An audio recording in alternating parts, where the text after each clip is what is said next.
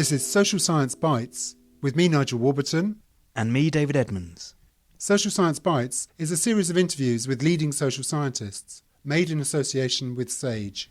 Ann Oakley did pioneering work on women's experience of childbirth in the 1970s. Much of the data was collected through interviews. We interviewed Professor Oakley about her research and about the nature of interviewing. Ann Oakley, welcome to Social Science Bites. Thank you for inviting me to take part. The topic we're going to focus on is women's experience of childbirth. Now, I know that you did some research in the 70s just on this topic. Could you say a little bit about that to begin with? Yes, I did, funded by what was then called the Social Science Research Council, a study of women's experiences of having their first babies. And this was around 1975, 76. So I interviewed them 4 times, twice in pregnancy and twice afterwards. And with some of the women, I was actually present at the birth as well. The focus of the study was social and medical aspects of childbirth. So it was partly about whether what doctors were doing to women who were having babies affected the women afterwards. What sort of questions did you ask them? Well, 4 interviews, 2 hours each, an awful lot of questions. The first interviews, there were a lot of questions about the experiences of antenatal care. This was at a time when the treatment of women in childbirth was becoming a big media policy issue. And there was a lot of stuff in the newspapers about rising induction rates and this sort of thing. But there was not very much in the social science field about how the treatment of women in childbirth was actually experienced by the women themselves, and I wanted to try and fill that gap. So the first interviews were a lot about what it was like going to the antenatal clinic, what their expectations were about childbirth, and then afterwards I asked for an account of the whole labour and birth, from beginning to end, which was often quite long. And of course lots of questions about baby care, about the environment, the domestic environment, about the whole issue of employment, going back to work, and about this subject which was called postnatal depression. I wanted women to talk to me about how they interpreted this term, whether they thought they had this thing called postnatal depression, and if so, where it had come from, essentially. How long after childbirth were you interviewing them? This 4th interview was about 5 months afterwards. So, well, the researcher did quite a lot of holding the baby. And were the husbands or fathers of the children present? Sometimes, and sometimes they were there at the delivery, and sometimes I was there as well, and that was quite interesting. I won't say any more about that, though. So I'd imagine you have this huge archive of interview content. What happened to it? I wrote a report, of course, for the Social Science Research Council, and I wrote 2 books. The first one was called Becoming a Mother, but the paperback version had a new title, From Here to Maternity. And the other book was called Women Confined. The subtitle was Towards the Sociology of Childbirth, and that was a much more analytic book.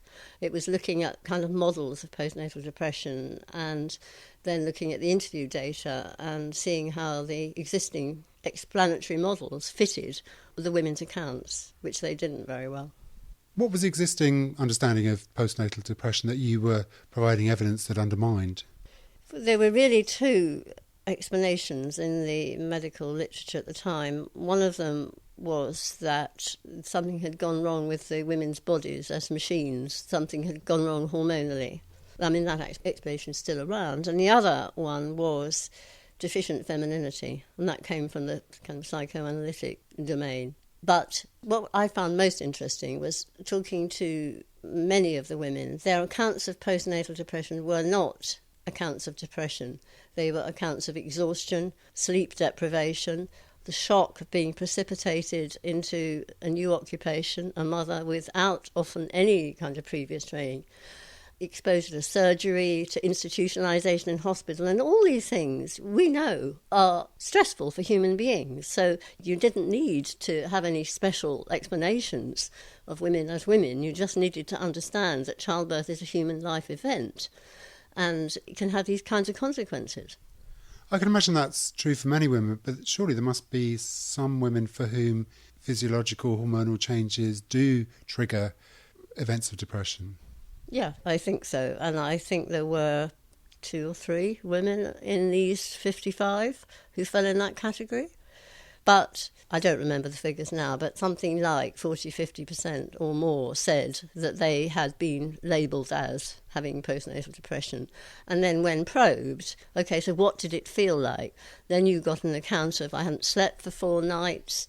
In those days, women were kept in hospital for 9 to 10 days. And the experience of being kept in hospital and having a routine imposed on you, listening to everybody else's crying babies, having the baby taken away and test weighed if you were breastfeeding, and there were all kinds of things which made that not a very comfortable time.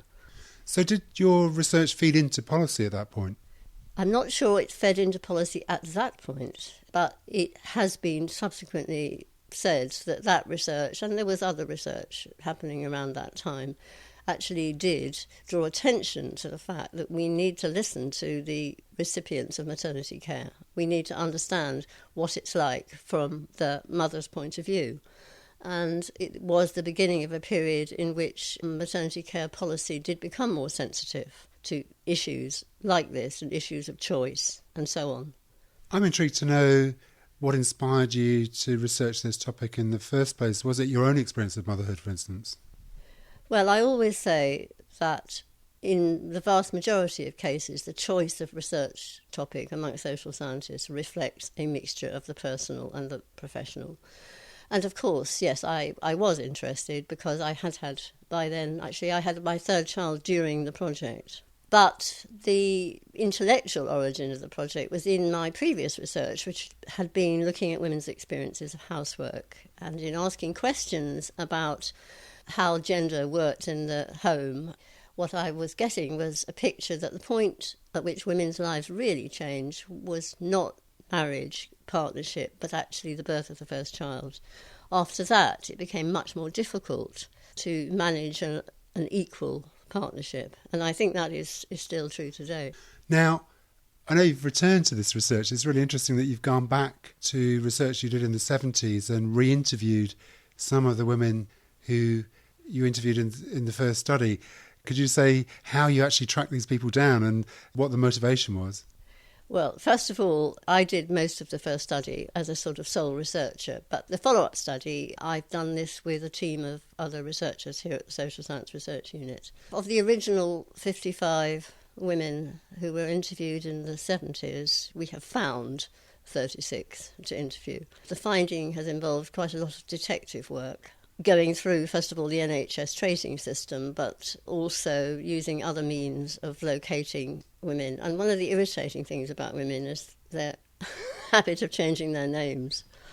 Did that raise any ethical problems? I know that with some social science research you have to go through approval committees in order to begin that kind of pursuit of individuals. Yes, we did all of that, and it took several months to get through the relevant ethics committees, which didn't exist in 1975. That original project didn't go through an ethics committee.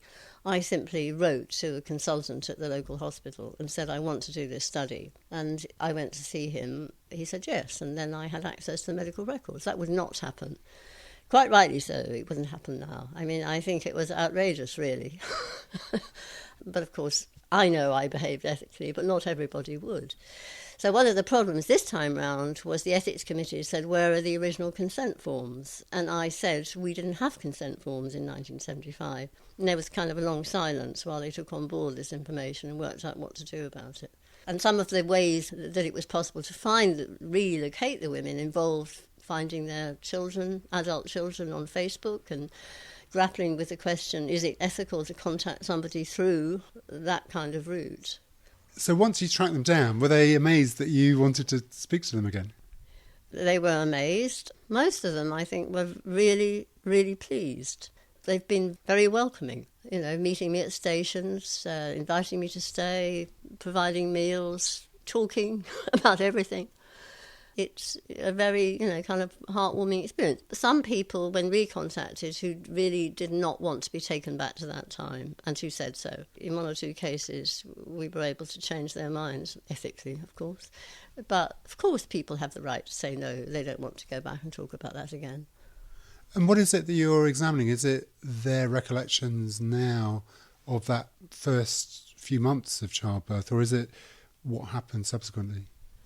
It's both. The main emphasis is on how these experiences get remembered. Actually, it has drawn my attention to the fact that there is very little work on the sociology of memory. It's very interesting how people remember things, and how each time you remember something, you change it. And how sometimes what you remember is not what happened, but what somebody told you happened. So moving on from that, how they remember the first childbirth, of course, we go on to if they've had other children, how the subsequent experiences compare with the first one. Many of them are grandmothers. So how do those births compare with, and how do they think things have changed for women? And then also, of course, questions about all the other things that have happened over it's a long period, Many of these women are retired now. So they've got to go through 30 years of employment history, relationship changes, and all sorts of things have come up that I didn't really expect. I'd imagine with the issue about memory, it must be quite difficult if you've got a transcript of the original interview and you're talking to somebody who begins to confabulate about what they thought had happened first time round. How do you resist the temptation not to somehow correct them and say, well, no, that's not how it was? We didn't read the transcripts before we went.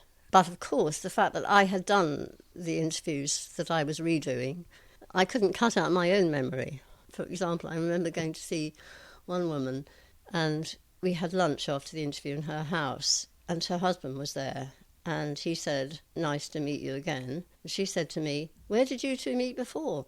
"We met in the delivery room," and she had forgotten that I was there. This whole process is based on face-to-face interviews and I guess almost participant observation if you're in the delivery room.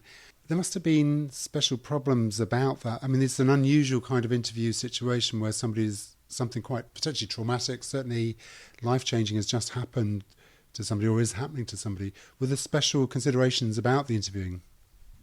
Well, yeah, I think, yes, there were. If you locate the original interviews in the context of the time and what people said, wrote, thought about social science interviewing. Because when I looked at the social science textbooks on methodology and ethics of interviewing, I found they were extremely unhelpful, precisely because they did not cover this kind of situation in which there was longitudinal face-to-face interviewing about a very intimate, potentially traumatic subject.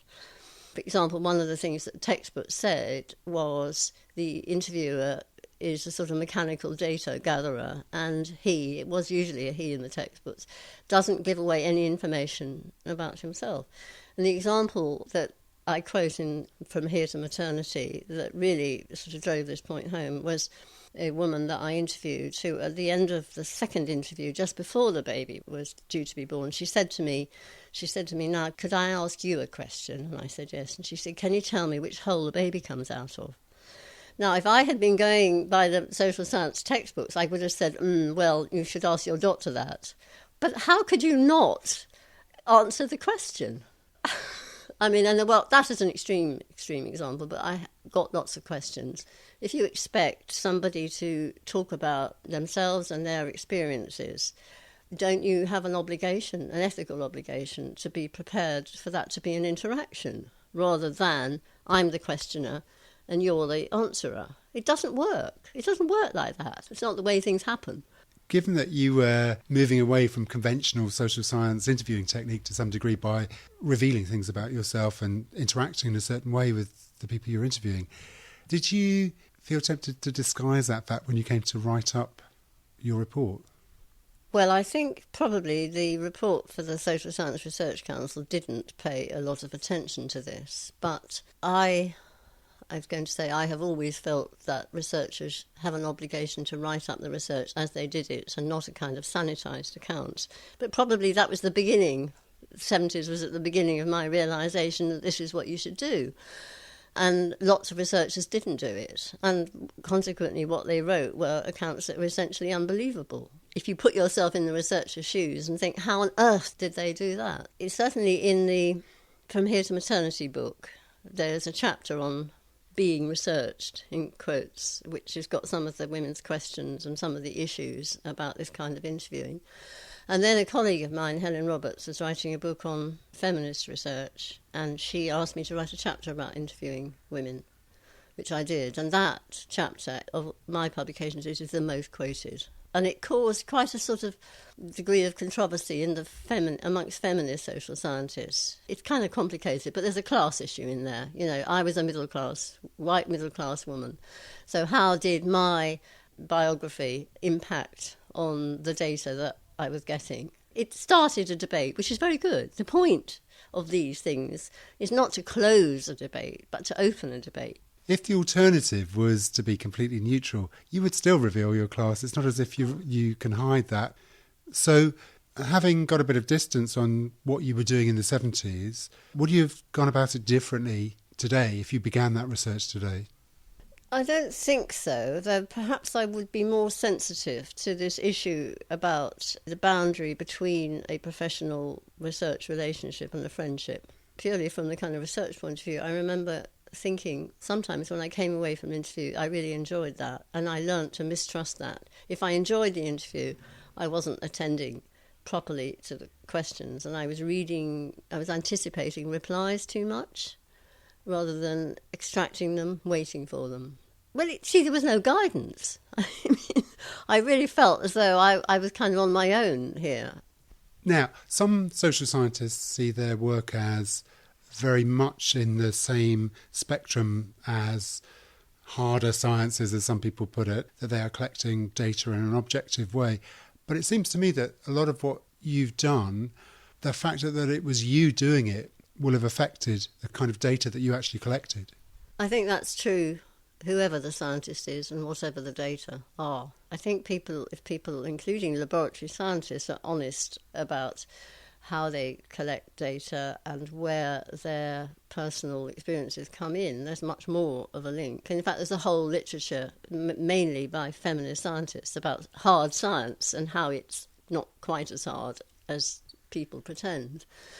You know, every research project bears the imprint of the person who did it. There's actually no way you can get away from that. But I think you can try to be aware and try to document the ways in which it seemed that there was that kind of interaction. Your interviews were based around asking the same questions of each person. So to some degree, what you collected could be compared and given some kind of numerical quantification. Is that how you treated the data? It's one of the ways in which I treated the data. On the issue of postnatal depression, we asked standardised questions about the women's mental health after childbirth, and you can get a score out of that. Indeed, we did do statistical significance tests and so on, and looked at the association between factors, and at the same time looked in detail at their accounts. You know, I don't buy this distinction between qualitative and quantitative. I think all quantitative work is qualitative and vice versa. Even in projects where very few people are interviewed, you find the researcher talking about most of, some of. Well, that's quantitative. I think it's an unhelpful distinction, very much so in the social science research field. Given that what you did in the 70s was focused on a relatively small group of people in one place, do you think there's anything generalisable from that? Well, I don't think it is generalisable to, women giving birth in developing countries then now. One can ask the same questions in different places, and to some extent that has happened. I mean, there has been a lot more research, mainly in Europe and in North America, asking these sorts of questions and coming up with not dissimilar conclusions. It's an open question, isn't it, of any research project, indeed, how far one can generalise. And I think it's very important to be clear about the limits of generalisability. But as I said before, it's about opening a debate. And is that what you see as the great value of the social sciences generally, to open up a debate, or is it to provide evidence to change the world?